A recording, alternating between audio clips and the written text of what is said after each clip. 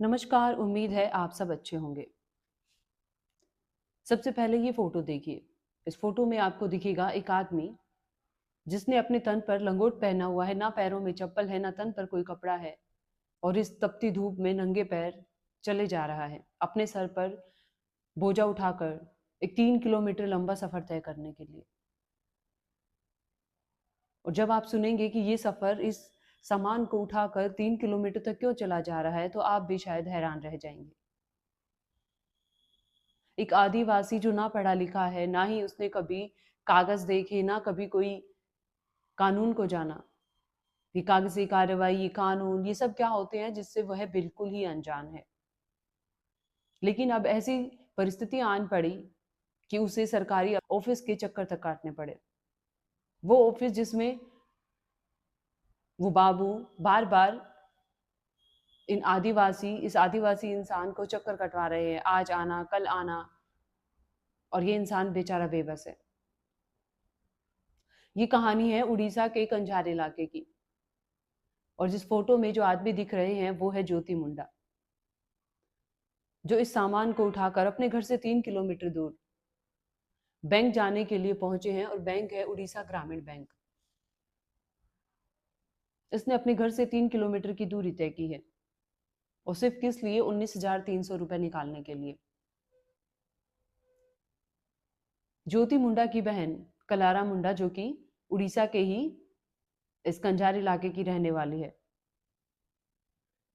कुछ समय पहले इसके पति और बेटे की मौत हो गई। धीरे धीरे घर का गुजारा करना मुश्किल हो गया। यह पशु पाल रही थी और लकड़ियां बीन कर अपने घर का गुजारा कर रही थी। कुछ समय बाद इसने अपने पशुओं को बेच दिया। पशुओं को बेचने के बाद 20,000 रुपए उसने पशुओं को बेचने के बाद प्राप्त हुए। कुछ लोगों ने उसे सलाह दी कि तुम एक काम करो, जाकर इनको बैंक में जमा करा दो, सरकारी स्कीम है, बहुत सारे फायदे मिल सकते हैं। अब वह बैंक आई, उसने अपने बैंक में जमा करा दिए 20,000 रुपए और नॉमिनी बन गए उसके पति और बेटा। 26 जनवरी 2026 में कलारा की मौत हो गई और उसका भाई, इकलौता भाई ज्योति मुंडा, उसने अपनी बहन को पास में ही दफना दिया। उसकी बहन की कुछ झोपड़ी थी और कोई छोटी मोटी जगह थी, वह उसको ही उसका भाई देख रेख करने लगा। धीरे धीरे समय गुजर रहा था। तभी एक दिन उसको अचानक से घर में कुछ काम करते हुए एक बैंक की पासबुक नजर आई।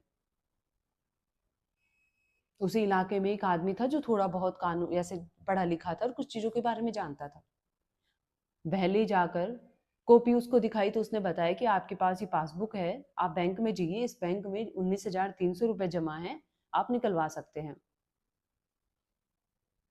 ज्योति मुंडा ने कहा, मुझे किस चीज की जरूरत है, मैं क्यों ही निकलवाऊं, ये मेरे बहन के पैसे हैं और रहने दो। बाकी लोगों ने कहा कि अरे तुम इसको इस्तेमाल कर सकते हो, तुम्हारी बहन की आखिरी निशानी है। अब उसने सोचा, हाँ शायद ये लोग सही कह रहे हैं, इससे मेरा गुजारा भी आसान हो जाएगा। वह चला बैंक, उड़ीसा ग्रामीण बैंक।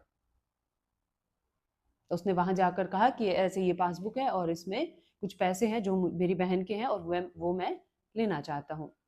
जब बैंक वालों ने देखा तो पूछा कि ये तो तुम्हारे नहीं है, ये तो तुम्हारी बहन के हैं। उन्होंने कहा हाँ, ये मेरी बहन की मौत हो चुकी है। तो बैंक वालों ने कहा, इसके नॉमिनी में भी तुम नहीं हो, तुम एक काम करो, इसके पति और बेटे को लेकर आओ, नॉमिनी में उनका नाम है।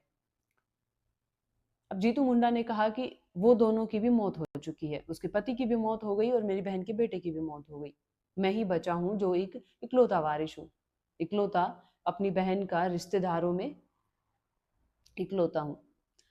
अब बैंक वाले तो ठहरे कानूनी कार्रवाई वाले, उन्होंने कहा ऐसे हम आपको पैसा नहीं दे सकते, आप एक काम करो, पहले आप डेथ सर्टिफिकेट लेकर आओ अपनी बहन का, ताकि हम ये मान सके कि तुम्हारी बहन की मौत हो चुकी है और उसके बाद कागजी कार्रवाई होगी और फिर हम तुम्हें पैसे दे पाएंगे।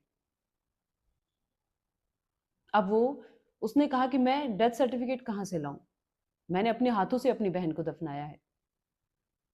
अब वो रोज आता, बैंक के चक्कर काटता, कभी कोई बैंक वाला उसको कुछ कह देता, कभी कोई बार बार जो एक ही बात बोलता कि मेरी बहन की तो मौत हो चुकी है, मैंने उसे दफनाया है। तो किसी बैंक वाले ने गुस्से में कह दिया कि तुम एक काम करो, तुम अपनी बहन को ही उठा लाओ, तुमने जहां दफनाया है उसके शव को ले आओ, हम देख लेंगे कि तुम्हारी बहन मर चुकी है और हम तुम्हें पैसे दे देंगे। अब इस भोले भाले आदिवासी को ये बात घर कर गई। उसने सोचा हाँ शायद ऐसा ही, यही एक प्रमाण है जो मैं साबित कर सकता हूँ। वह अपने घर पर गया, उस जगह की खुदाई करने लगा जहां उसने अपनी बहन को दफनाया था। 3 महीने में वो शरीर अब कंकाल बन चुका था।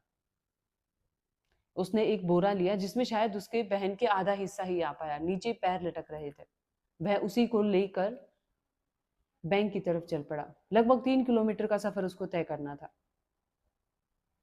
रास्ते में लोग उसको बहुत ही हैरानी से देख रहे थे। वह बैंक पहुंचा। बैंक में जाकर जब उसने ये बैग रखा तो बैंक वाले एकदम से हैरान रह गए कि ये क्या स्थिति हो गई। उन्होंने उसे समझाया कि तुम इसको लेकर जाओ।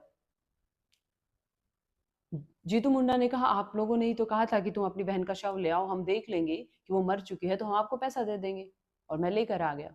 अब आप मुझे मेरी बहन के पैसे लौटा दीजिए। अब बैंक वालों ने पुलिस को फोन कर दिया। पुलिस वहां पर पहुंची।